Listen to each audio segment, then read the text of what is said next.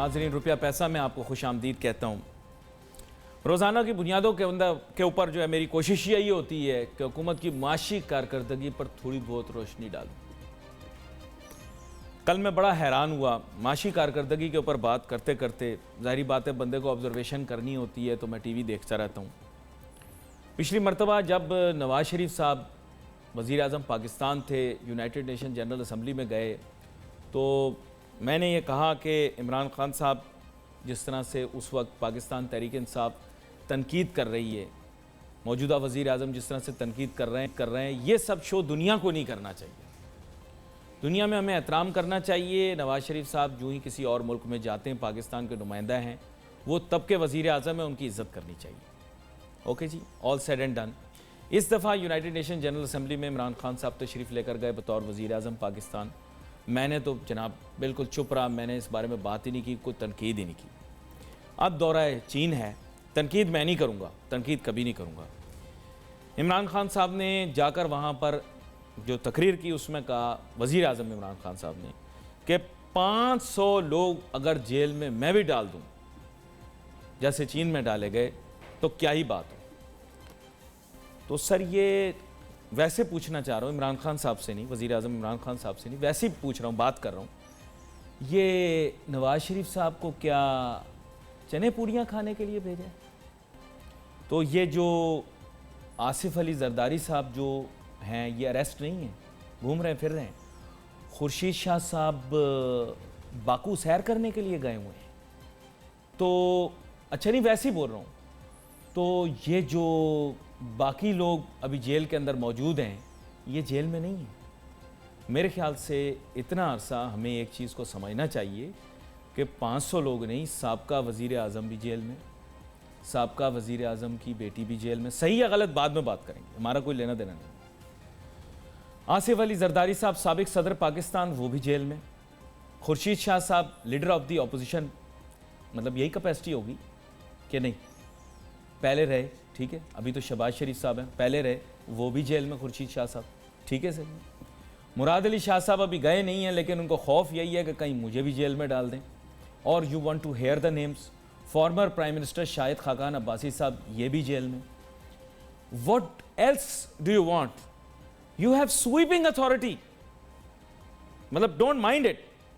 लेकिन 500 बंदा क्या सर, यहां तो मेरे ख्याल से 2,500-3 हज़ार बंदा जेल में होगा, इस वजह से जेल में होगा या डिटेंशन में होगा। रिजल्ट क्या है? आप काबिल एहतराम हैं, पाकिस्तान के वज़ीर आज़म हैं। प्रोग्राम शुरू होने से पहले भी मैं ये कह सकता हूँ कि, और बहुत सारे लोगों को बुरा भी लगे, कि आई लव यू IK, लेकिन please we have to be mindful कि हम बैनुल अक़वामी प्लेटफॉर्म पे क्या कहें। खैर, मेरे साथ बहुत ही अहम मेहमान शामिल गुफ्तगू हैं। मेरा मकसद तनकीद नहीं था, मेरी बात जो है ना उसको तनकीद के तौर पर नहीं लीजिएगा, लोग बहुत घबरा जाते हैं। मैं बड़ी स्ट्रेट फॉरवर्ड बात कर रहा हूँ। जनाब सिद्दीकुल फ़ारूक साहब मेरे साथ मौजूद हैं, सीनियर रहनुमा हैं पाकिस्तान मुस्लिम लीग नवाज़ के, और स्टूडियो में ही हमारे साथ मौजूद हैं जनाब सईद शफीक साहब, साबिक सदर KCCI रहे हैं और पाक सर ज़मीन पार्टी से इनकी वाबस्तगी है। गुफ्तगू लेकिन मैं ताजरों सनतकारों के मसाइल से करूँगा और शुरू, और उस पर ही बात करूँगा। मैं कोशिश करूँगा बड़ा ध्यान से चलूँ, पैर बड़ा एहतियात से रखूँ। तो जनाब सिद्दीकुल फ़ारूक साहब, बात ये है कि आप लोगों के दौर में भी आप लोगों ने टैक्स की एक नई रिवायत कायम की, टैक्स कलेक्शन में इजाफ़ा करने की कोशिश की, उसमें किसी कदरे आप कामयाब भी रहे, कहीं कहीं आप लोगों पे सख्त तनकीद भी हुई। बात यह है कि अभी जो FBR की कारकर्दगी है उससे हमारे ताजिर और सनतकार बिरादरी के लोग हैं वो थोड़े गैर मुतमैन हैं। इसके बारे में थोड़ी सी अपनी राय दें, क्योंकि मुझे पता है कि अल्टीमेटली तो आपने घुमा के हुकूमत की कारकर्दगी पर ही ले आनी है बात। जी सिद्दीकुल फ़ारूक। बिस्मिल्लाहिर्रहमानिर्रहीम, बहुत शुक्रिया। पहली बात यह है जी कि आपने तनकीद और तनकीद की बात की। तनकीद को हमेशा वेलकम करना चाहिए। तनकीद जिसे कहते हैं कीड़े निकालना, वो नहीं होना चाहिए। अगर कोई तनकीद नहीं सुनता तो वो अपनी इस्लाह भी करने के लिए तैयार नहीं होगा। तो तनकीद होनी चाहिए, हक़ायक़ बयान करने चाहिए आपको। दूसरी बात ताजरों और सनतकारों की बात है। टैक्स, हमने टैक्स 2000 अरब से 3,800 अरब, यानी दुगना कर लिया था। और कोई इतनी लंबी चौड़ी कोई एहतजाज वो नहीं, इसलिए कि साथ हमने माहौल दिया जी।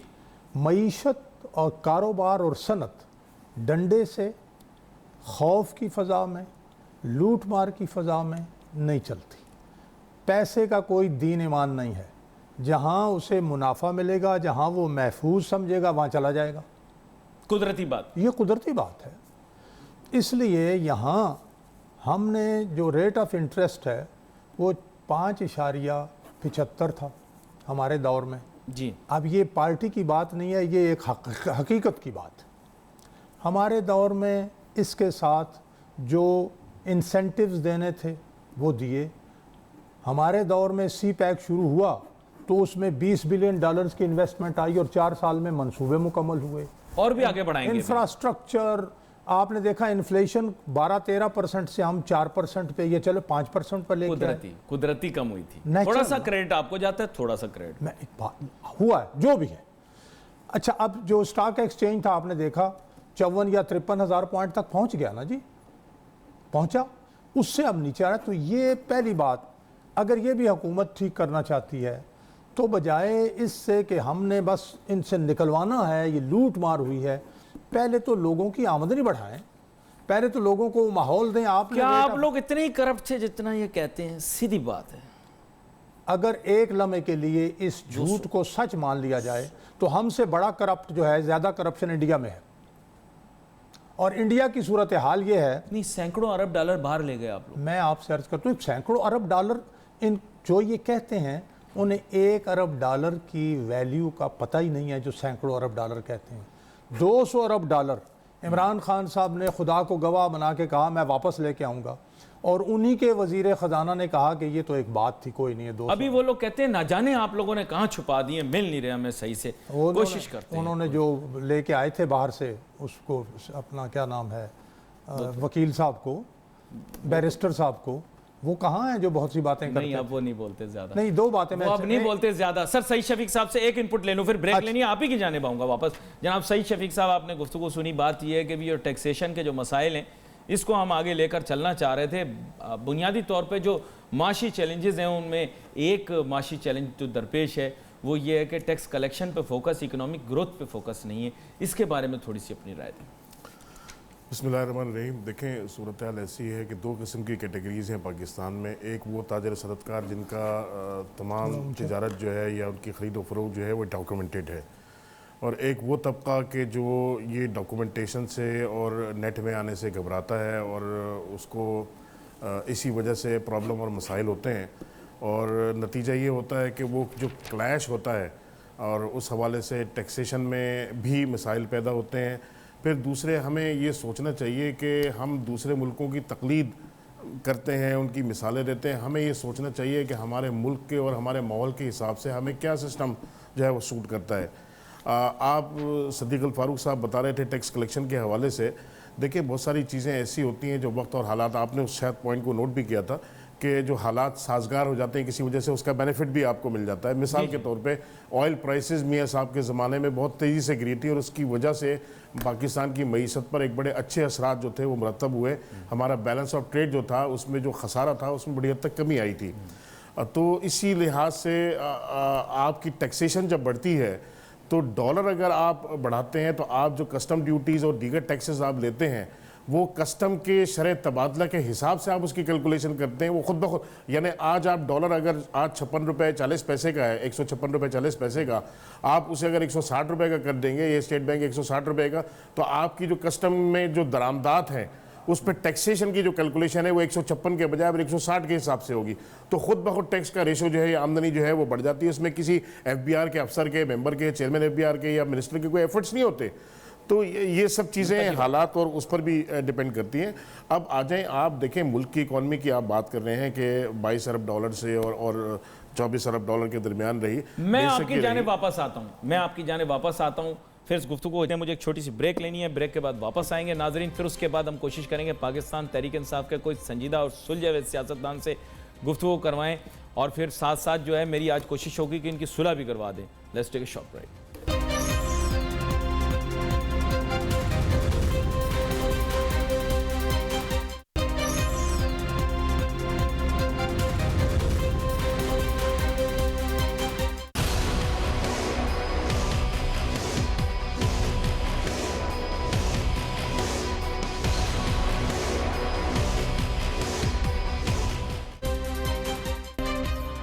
नाज़रीन वेलकम बैक आफ्टर ब्रेक। गुफ्तगू हमारी जारी। ब्रेक पे जाने से पहले हम बात कर रहे थे मुल्क को दरपेश माशी चैलेंजेस के बारे में और बिलखुसूस FBR और डॉक्यूमेंटेशन के बारे में बात कर रहे थे। मगर बात थोड़ी सी अधूरी रह गई, कुछ चंद जुमले मेरे ख्याल रहते होंगे। तो सईद शफीक साहब, आप बात कर रहे थे माजरत डॉक्यूमेंटेशन के मुतालिक, आपने तफरीक भी कर दी कि मईशत के कौन कौन से हिस्से हमारे यहाँ मौजूद हैं। आप अपनी बात कर रहे थे, आप अपनी गुफ्तगू मुकम्मल कर लें ताकि फिर मैं सिद्दीकुल फारूक साहब से भी उस पर राय लूँ। जी देखिए, मैं ये कह रहा था कि बाज़ औक़ात ऐसा होता है कि हुकूमती एफर्ट्स नहीं होते, कुदरती तौर पे हालात ऐसे हो जाते हैं कि टैक्स की कलेक्शन जो है ना वो खुद ब खुद बढ़ जाती है, जिसमें करेंसी का डिवैल्यू होना। हम अमूमन एक्सपोर्टर्स के जहन में ये तासुर होता है कि जी आपकी अगर करेंसी जो है वो डिवैल्यू होगी तो बाहर हमारी एक्सपोर्ट जो है वो बढ़ेगी। हमने देख लिया कि पिछले दिनों जो डॉलर जो है उसमें अप्रिसिएशन हुई और रुपया दबाव में कितने % हमारी एक्सपोर्ट जो थी बढ़ी। असल में बाहर का बायर हम ये समझते हैं कि वो बिल्कुल नॉलेजेबल नहीं है, वो हमसे ज़्यादा हमारी इकॉनमी के बारे में और हमारी करेंसीज़ के बारे में नॉलेज रखता है। और इधर करेंसी जो है वो डिवैल्यू हुई हमारी और उधर उसका वहाँ से मैसेज आता है कि जी आपकी इतनी % करेंसी डिवैल्यू हो गई, इतने % प्राइसेस जो है उसमें कमी ले आओ फ़ौरन आप। तो ये कुछ तरीका जो है मैं समझता हूँ ये नहीं है, हर हुकूमत जो है वो आके इसको देती है। मैं कम से कम मैं हम की बात नहीं करता, मैं अपनी ज़ाती बात करता हूँ कि हमने कभी भी ये नहीं सोचा कि जो हमारे मुल्क के हालात हैं, हमारी मुल्क की मईशत की इकॉनमी, हमारी इकॉनमी बेस करती है एग्रीकल्चर के ऊपर। हमने कभी ये फोकस नहीं किया कि हम एग्रीकल्चर को बेस बना के उस पर अपने एक्सपोर्ट्स को इन्हांस करने की कोशिश करें। मैं आपको एक 2-3 मिसालें छोटी छोटी देना चाहता हूँ। एक तो ये है कि मैं एक यूनिवर्सिटी के बोर्ड ऑफ गवर्नर पे था, उनका एक जो डे था उसमें वो बच्चे बहुत सारे अपने इनोवेशन और क्रिएशन के साथ आए हुए थे। तो चंद बच्चे जो थे उन्होंने एक काविश की थी, एक मिसाल के तौर पे मैं आपको बताऊं, जैसे आप स्टेपलर मशीन होती है वो हम बाहर से इंपोर्ट करते हैं, पाकिस्तान में नहीं बनती। तो वो बच्चे ने कहा कि जी हमने ये 2-3 दोस्तों ने मिलकर स्टेपलर मशीन बनाई है। तो मैं बड़ा खुश हुआ कि चलो यार ये इन्होंने अपने वसाइल से अपने एफर्ट से करके एक मशीन तो बनाई। फिर मेरे जहन में फ़ौरन ये बात है, मैंने कहा बेटा इस मशीन की कॉस्ट क्या है। जब उसने उस मशीन की कॉस्ट बताई मिसाल के तौर पे, उसने कहा कि जी 100 रुपये। तो मैंने कहा बेटा 60 रुपये में तो ये चाइना से दरामद हो गई, यहाँ मिलती है जी। तो आपने जो 100 रुपये के बने, तो हमारे बच्चों को ये अवेयरनेस देने वाला कोई नहीं है कि जो चीज़ आप प्रोड्यूस कर रहे हो उसका जाके आगे कंपटीशन है। पूरी कौम को नहीं पता इस बात का सर, पूरी कौम को नहीं पता इस बात का। मैं यही अर्ज कर रहा हूँ। अच्छा, मैं हमारे साथ सदाकत अली अब्बासी साहब लाइन के ऊपर हैं। सदाकत अली अब्बासी साहब सीनियर रहनुमा भी हैं पाकिस्तान तहरीक इंसाफ के। तो सीनियर रहनुमा मैं इसलिए कह रहा हूँ क्योंकि बड़े मंजे हुए सियासतदान हैं। तो वेलकम करता हूँ आपको सदाकत अली अब्बासी साहब। जी जनाब, बहुत शुक्रिया जी। सदाकत अली अब्बासी साहब, मेरे साथ यहाँ पर सिद्दीकुल फारूक साहब मौजूद हैं। आज मैंने सोचा आप दोनों की सुलह कराऊंगा, लेकिन उस सुलह कराने से पहले एक सवाल आपसे पूछना है। मोहतरम जनाब वज़ीर आज़म पाकिस्तान जनाब इमरान खान साहब ने ये कहा है चाइना में कि अगर मैं भी 500 लोगों को जेल में डाल देता तो फिर काफ़ी हद तक मसले हल हो जाते। ये मैंने उसमें से अखज़ किया गुफ्तगू में से। तो सर ये नवाज शरीफ साहब को आप लोगों ने क्या को किसी दावत पे बुलाया हुआ है और मरियम साहबा को क्या अरेस्ट नहीं किया हुआ? तो जरदारी साहब क्या सैर व तफरी कर रहे हैं? तो खुर्शीद शाह साहब क्या को पेंटिंग एग्जीबिशन देखने गए हुए हैं? तो वज़ीर आला सिंध ऐसी परेशान हैं। शायद खाकान अब्बासी साहब क्या कोई अमेरिका के दौरे पे गए हुए हैं? ये भी तो सब आपने अरेस्ट ही किए हुए हैं ना। तो कितने बंदे आपको गिनाऊं? आप जरा एहतियात तो किया करो, इंटरनेशनल प्लेटफॉर्म पे आप बात कर रहे हो तो थोड़ा सा मैं बहुत एहतराम करता हूँ। फिर कहता हूँ बोलने का मौका भी देना। मैं मैं बंदे गिना रहा था ना, आपको पूरे 500 गिना देता अगर आप कहते। मैं सही कह रहा हूँ। देखिए बात इस तरह है कि वज़ीर आज़म की तकरीर 2 कॉन्टेक्स्ट में। एक वज़ीर आज़म मुल्क में जो तरक्की ना होने की वजह बयान कर रहे थे कि पाकिस्तान में फॉरेन इन्वेस्टमेंट इसलिए नहीं आई कि पाकिस्तान में बहुत ज्यादा रेड टेपिज्म है, ब्यूरोक्रेसी काम नहीं करती और वो उसकी सबसे बड़ी वजह करप्शन है। दूसरा वो चाइना की जो गुर्बत का खात्मे के जो प्लान था उसकी तारीफ कहते वो भी मेरे दिल के बहुत करीब है। उस दौरान जो इन्वेस्टर को अट्रैक्ट करना और पाकिस्तान के पोटेंशियल के बारे में बताने के हवाले से जब वो बात कर रहे थे, उन्होंने कहा कि चाइना ने तो अपने मुल्क से करप्शन खत्म की है और उन्होंने चाइना बहुत तेजी से ग्रो कर, बहुत तेजी से चाइना जो है वो दुनिया की इकोनॉमिक पावर बन रहा है। इसी तरह पाकिस्तान भी अपनी पोटेंशियल से बहुत नीचे रहा, इसलिए कि पिछले 25-30 साल में पाकिस्तान को करप्शन ने दीमक की तरह चाटा। और जो करप्शन की बात हम करते हैं, यही बात नवाज शरीफ साहब भी पिछले 10 साल करते रहे और जब नवाज शरीफ साहब का दौर था जरदारी साहब भी करते रहे। तो पाकिस्तान में कंसेंसस है कि पाकिस्तान को लूटा गया है। हाँ, इस पे आप डिबेट कर सकते हैं कि लूटा किसने है और अंदर कौन है। तो वजीर आजम ने बात की कि 500 बंदों को मैं भी अगर जेल भिजवा दूं और पाकिस्तान में करप्शन खत्म हो जाए, शायद पाकिस्तान जो है वो बहुत बेहतर जगह पे हो। लेकिन इसको रह कौन आप गया अपने उसमें अपने से? फैलाए मिले। रह कौन गया?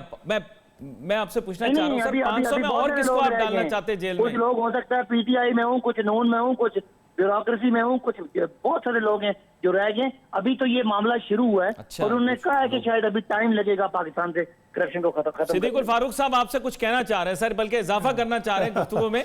जी सिद्दीकुल फारूक साहब, सदाकत साहब की आपने बात सुनी, आप लोगों की करप्शन है बेन, इकोनॉमिक इशू जो है ना वो आपकी करप्शन है, आपकी हुकूमत ने करप्शन की। पहली बात तो ये है कि सदाकत अली अब्बासी साहब मेरे छोटे भाइयों जैसे हैं, तो माशरती ताल्लुक़ तो हैं, हमारी कोई नाराज़ी नहीं है। वो अपनी पार्टी को रिप्रेजेंट करते हुए जो बात कर रहे हैं तो इस पे हक़ाइक़ पे बात करनी है, बाकी हमारे ताल्लुकात बहुत अच्छे हैं। पहली बात यह है कि इमरान खान साहब जब वहाँ गए, जिस भी फोरम पे जाएं और बिलखुसूस जब एक ऐसा फोरम हो जहां आप अपने मुल्क की कोई खूबियां बयान करके या इंसेंटिव्स बयान करें कि जनाब ताकि फ़ॉरेन इन्वेस्टर अट्रैक्ट हो, तो इमरान खान साहब को या इमरान खान साहब की जगह कोई भी हो, वज़ीर आज़म आप हों, सदाकत अब्बासी साहब हों, मैं हूँ, या हमारे अपना जो दोस्त नहीं हैं, सर मैं टीवी एंकर ठीक मैं हूं अर्ज सर। कर रहा हूँ मैं टीवी एंकर ठीक हूं। जी अपना हमारे साबिक सदर हैं इसके कॉमर्स एंड शफीक साहब हों, उन्हें ये बताना चाहिए कि हमारे यहाँ पाकिस्तान में हमने क्या इंसेंटिव्स दिए हैं, आप आइए हम आपको क्या सहूलतें देंगे ताकि इन्वेस्टमेंट आए। कभी चीन ने दुनिया में जाके कहा है कि जनाब हमारे यहाँ बड़ी करप्शन है और हमने इतने लोगों को ये कर दिया और फलां को ये कर दिया है। सूरत हाल ये है हुजूर कि हमारे यहाँ असल चीज़ जो उखाड़ पछाड़ है ना, जो निज़ाम में तसलसल नहीं है। मैं अभी मैं आपसे बात कर रहा था, एक लम्हा एक जुमला। सदाकत साहब को भी जरा ये सदाकत साहब ये मंतक देखें जी, मंतक जो पेश की इन्होंने वो बड़ी सॉफ्ट मंतक पेश की। पहले तो इन्होंने बड़े बाइज्जत तरीके से आपको यही बताया, नहीं हमारे ये भाई हैं जी, हमारे बड़ा तो आप इनके ताल्लुक है, मौक़िफ़ देखें ना, इन्होंने बताया। नहीं मैं ज़रा अर्ज़ कर दूं, अब देखिए कि 1991, 92, 93 हमारी जो करेंसी थी पाकिस्तान की, इंडिया के मुकाबले में हमारे 60 और इंडिया के 100। आज सूरत हाल ये है कि हमारे 220 और इंडिया के 100, यानी इतने अरसे में हमारा रुपया इंडिया के रुपए के मुकाबले में 4 आने हो गया, जबकि उस वक्त उसके हमारे 60 पैसे उसके 100 रुपए के बराबर थे, उसके रुपए के बराबर थे। इसमें तो डार साहब ने भी अपना रोल प्ले किया नहीं, ना नो, सदाकत अली अब्बासी साहब की बात का जो एक सेकंड जी, सदाकत अली अब्बासी साहब, आपका जो एम्फेसिस है, क्या आज भी गवर्नमेंट का एम्फेसिस करप्शन, एंटी करप्शन और मुल्क के अंदर शफाफियत लाना, एहतसाब करना है कि नहीं, ये बताएं। देखिए हमें अगर लोग पीएमएलएन कहती है कि ये बहुत तजर्बेकार हैं, इन्होंने इकॉनमी को बड़ा ठीक किया, ये बहुत बड़े एक्सपर्ट हैं, पीपल्स पार्टी कहती है वो जमहूरियत के बड़े चैंपियन हैं। हमने ये कहा था कि पाकिस्तान को पिछले 20 साल में करप्शन ने दीमक की तरह चाटा है, लिहाजा हमने एंटी करप्शन का नारा दिया और पाकिस्तान के लोगों ने हमें वोट दिया। लिहाजा अगर हमारा कुछ सेलिंग पॉइंट है पीटीआई का, एग्जिस्टेंस का पॉइंट है, वो है एंटी करप्शन। हमें आप अपने नारे से अगर हटा देते हैं तो इसका मतलब है हम तो फिर अपनी बात सही के, ये तो हमारा नैरेटिव है, ये हमारा सेलिंग पॉइंट है, यही हमारी असल चीज है। अच्छा यहाँ पे मुझे एक चीज की वजाहत, सदाकत साहब एक चीज की वजाहत चाहिए, फिर मैं आगे मुझे जरा क्लैरिटी एक चीज में दीजिएगा। What further punishment do you want to give? Number one, if someone is corrupt, do you want the money back और do you want to punish them as per law? इसमें मुझे क्लैरिटी चाहिए। देखो what next नहीं है, we feel that they have not been punished as yet, they are in the process and we want them to be punished and we want the money to be returned। चलिए मैं जवाब इसके लिए ये है कि देखिए मैं अगर बात और पूरी कर लूं, दो तरीके होते हैं, एक पैसा रिकवर करना होता है और एक आइंदा के लिए डेटरेंस क्रिएट करना होता है। डेटरेंस सब क्रिएट होती है जब लोग देखते हैं कि किसी ने कोई जुर्म किया है और उसको सजा मिली है। आपको पता है पीएमएलएन कहती थी ये जरदारी साहब का पेट फाड़ेंगे, हमने पेट फाड़ने की तो बात नहीं की, हम आए दौर में वो जेल में चले गए। ये उनको गले में रस्सी डाल के घसीटना चाहते थे, उस दिन जोशे जज्बात में कह दिया था पेट फाड़ने वाली बात, चाहते थे। वो रिवायती सियासतदान है, उन्होंने जोशे जज्बात में कह दिया है। इमरान तो नजरियाती आदमी है ना भाई, वजीर आजम। आप क्या कहते हैं सियासतदान झूठ बोलता है जो बात करता है? हम तो समझते हैं सच की बात की इन्होंने की थी। मियां साहब ने भी बिल्कुल ठीक कहा था कि ये जो जरदारी लूट के बाहर चला गया, ये इसका पैसा नहीं है, ये हमारी कौन। मियां साहब बिल्कुल सच बोल रहे थे। लेकिन मियां साहब को नहीं पता था कि शायद वो भी फंस जाएंगे। या वो तो उनके फिर भी लोग ये- आईएमएफ वाली बात भी आ जाएगी सर, अगर बयानों पे चले गए ना तो आईएमएफ के पास नहीं जाएंगे, फिर बहुत सारी बातें मुझे करनी पड़ेगी, सब मुझसे नाराज हो जाएंगे। हम अपने बयान पे आज भी कायम है। अगर हमें मैशत मिले 5 साल और 5 साल के बाद अगर हम IMF पास जाएं तो हम गलत हैं। अली ये तो आमिर हमने साहब, ये इनको इंटर 5 साल किया था। पूरे करने नहीं दे रहे थे, अपने पूरे IMF करने। पास एक ना। मिनट अली आमिर साहब, मैं अर्ज करूं, एक सईद शफीक साहब एक जुमला बीच में ऐड नहीं, करना दो चाहते तीन हैं। जुमले वो करेंगे या मैं कर दूं? नहीं आप कर दें, चलें आप करें फिर सईद मैं शफीक सिर्फ साहब। ये करूंगा कि ये जो नारा कह रहे हैं ना कि हमारा ये सेलिंग एक पॉइंट है, हाँ बात नारे की नहीं, अब तो अमल की है। और रियासत मदीना की बात कर रहे हैं, और रियासत मदीना में रसूलुल्लाह सल्लल्लाहु अलैहि वसल्लम ने अपने आप को एहतसाब के लिए पेश किया, सैयदना उमर फ़ारूक ने अपने आप को एहतसाब के लिए पेश किया, सैयदना अली रज़ी अल्लाह ने अपने आप को एहतसाब के लिए पेश किया। क्या इमरान खान साहब अपने आप को एहतसाब के लिए पेश कर रहे हैं? जो उन पर इल्ज़ामात हैं सारे उन पे क्या ऑफशोर कंपनियों के, इल्जाम एक है? उन पे क्या इल्जाम है? ऐसे ही ये इस ऑफशोर मामले में। कंपनियों के उन पर इल्जाम वर्ल्ड है, क्लास क्रिकेटर था हेलीकॉप्टर भाई। का, बिलियन ट्री सुनामी का, उसके अलावा उनकी हमशीरा ने अभी उन पैसे पे- सफेद उन एक पे लम्हा, डायरेक्ट कोई एक accusation लम्हा। नहीं है, नहीं, मैं इसमें कैसे मानूं ये बातें सारे उन उन्होंने पे अपने मुंह डायरेक्ट से कोई कहा है। एक्यूजेशन नहीं है। मैं फिर देखिए जी, देखे ऐसे नहीं है, आप चाहे डिफेंड करें चाहे सदाकत, अब मैं सवाल कर मैं रहा करूंगा, हूं इस कि मामले में क्या- डिफेंड करूंगा। क्या पीटीआई के लोगों का बराबर पिशावर मेट्रो ले ले ना, पीटीआई पिशावर के मेट्रो बंदे ले और लेना। इमरान खान साहब को और अलहदा भाई रखें। इमरान खान साहब का मैं आपके सामने रख रहा हूं अच्छा। कि उनकी ऑफशोर कंपनियां रख रहा हूं जो उन्होंने खुद कहा है, उनकी अपना जनाब हेलीकॉप्टर केस आपके सामने रख रहा हूं, उनका अपना जो मकान है बनी गाला का वो आपके सामने रख रहा हूं। क्या बात कर रहे हैं आप? He's never held public office. He's never held. चलिए, I'll come back to अखलाकी you. तौर पर क्या I will position? come back to you. I काला will come पैसा। back to you on this one. काला Saeed पैसा। Shafiq साहब, you want to add something here in this very hot debate, please? देखें, बात यह है कि अंग्रेज़ी की कहावत है there is a will there is a way. पता नहीं हम जब भी आते हैं एक फॉरेन इन्वेस्टमेंट की और इन्वेस्टर्स की बात शुरू कर देते हैं, हुकूमत चाहे मियाँ साहब की हो, पीटीआई की हो या पीपल्स पार्टी की हो, क्या चाइना की इकॉनमी को किसी ने सहारा दिया इस तरह, या चाइना अपने बलबूते पर यहाँ तक पहुँचा? क्या मेरे नौजवान की सलाहियत में कोई कमी है? क्या पाकिस्तान में वसाइल की कोई कमी है? बात यह है कि इसको हमने खुद अपने तौर पे मैनेज करना है। मैंने आपसे थोड़ी देर पहले कहा था कि हमारी What is your point of view regarding देखिए, मैं- anti-corruption? मैं What is अर्ज your करूं- point of देखिए view? Ji, I just want to जी मैं अर्ज़ करूं, मैंने अभी हुकूमत में ये बात हुई थी और मेरे ख्याल है कि पिछले दिनों जो ताजिर जाके इस्लामाबाद में बैठे थे तो वज़ीर आज़म पाकिस्तान ने एक उनको प्रपोजल दिया था या उनसे ये ख्वाहिश का इजहार किया था कि हम रिवायती जो कन्वेंशनल हमारी एक्सपोर्ट्स हैं उससे हट के अगर आप कोई बात करें तो फिर बेहतरी हो सकती है। हम अपनी एक्सपोर्ट्स में देखें, आपकी जेब में पैसा होगा तो 10 चीज़ें आपकी दस्तरस में होंगी। पैसा उस वक्त होगा आपकी जेब में जब क्या आपकी मईशत हम बेहतर होगी। मुसाबकती अमल में इसलिए पीछे हैं क्योंकि हमारे मुल्क में करप्शन है? मेरे सवाल का जवाब दें सर।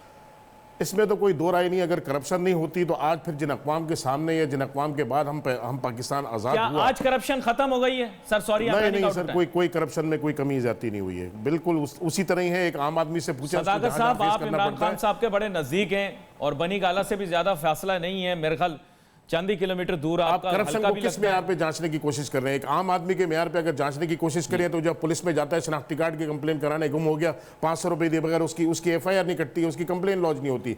हुकूमत ही किसी महकमे में चला जाए जाके अपनी शिकायत का अपने मामला के, तो बगैर पैसे दिए उसके मामला हल नहीं होते।